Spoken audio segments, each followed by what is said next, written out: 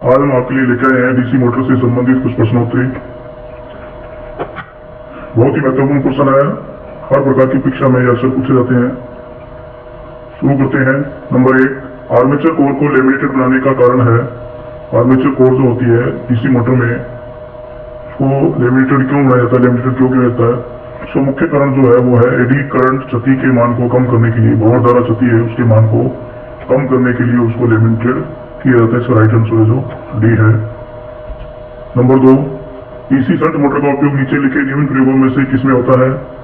तो DC shunt motor का प्रयोग होता है निम्न में से किसमें किया जाता है? डीसी शंट मोटर का, तो डीसी शंट मोटर का प्रयोग है वो मशीन, उपकरण और ड्राइव के साथ में किया जाता है। इसका राइट आंसर है जो डी है,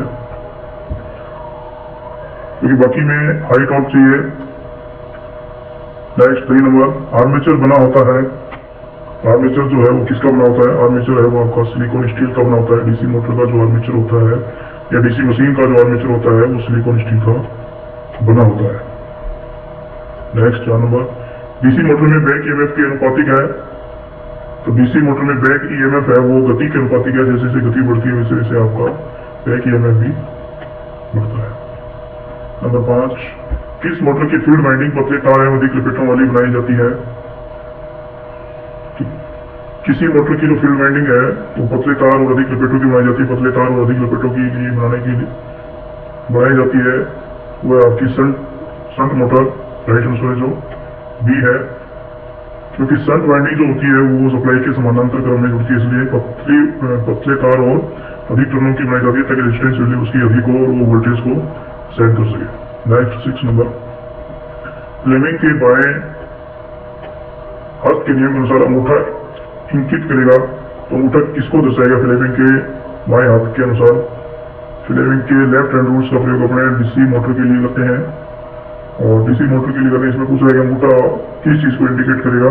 तो अंगूठा है वो चालक के घुमाव की दिशा को दर्शाएगा। इसका राइट आंसर है जो सी है।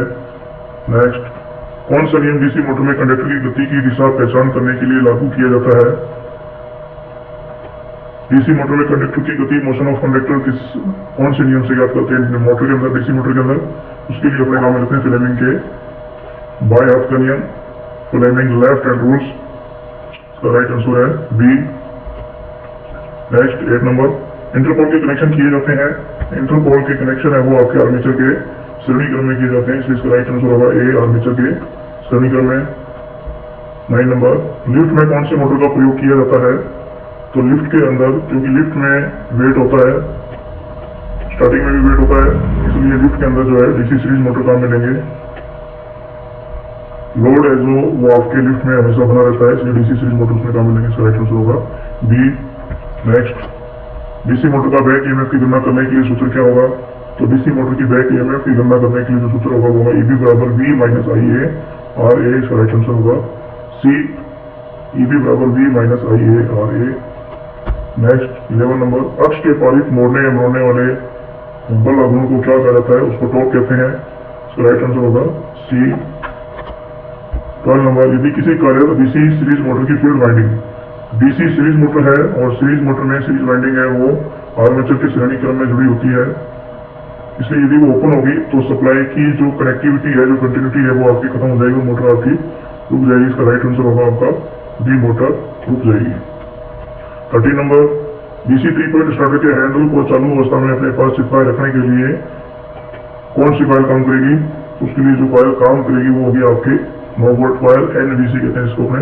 राइट आंसर होगा A, NVC, no volt coil.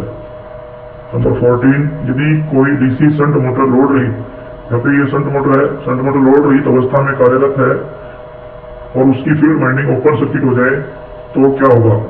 Field winding open circuit हो जाएगी, फील्ड काम करना बंद कर देगा, मोटर केवल आपके आर्मेचर रेजिस्टेंस पर कार्य करेगी, इसलिए इसकी जो स्पीड है वो आपके एज ए सीरीज मोटर की तरह काम करने लग जाएगी।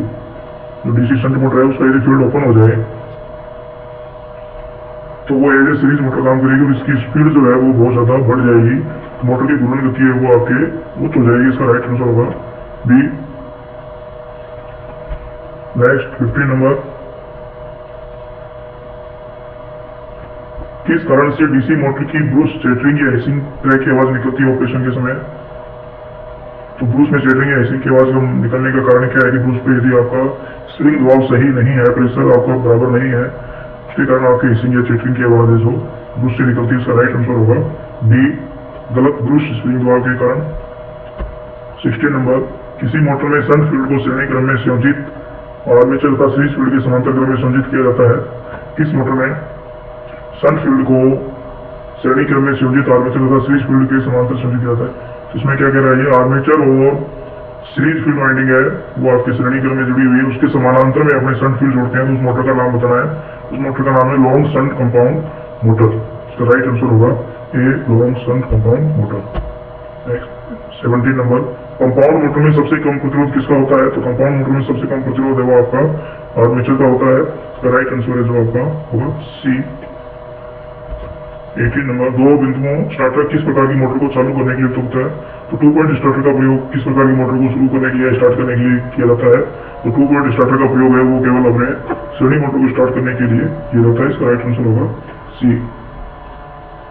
19 नंबर, कम क्षमता वाली डीसी मशीन की योग की बनाई जाती है। जो कम क्षमता की डीसी मशीन है उसकी जो बॉडी होती है वो किस धातु की बनाई होती है? वो बनी होती है आपके कास्ट आयरन की। इसका राइट आंसर होगा ए, कास्ट आयरन। 20 नंबर, अधिक क्षमता वाली डीसी मशीन की योग की बॉडी बनी होती है या योग बना होता है या उसकी बॉडी बनी होती है, वो बनी होती है आपके कास्ट स्टील की। अधिक क्षमता में कास्ट स्टील की बनाते हैं। इसका राइट आंसर है ए। धन्यवाद दोस्तों।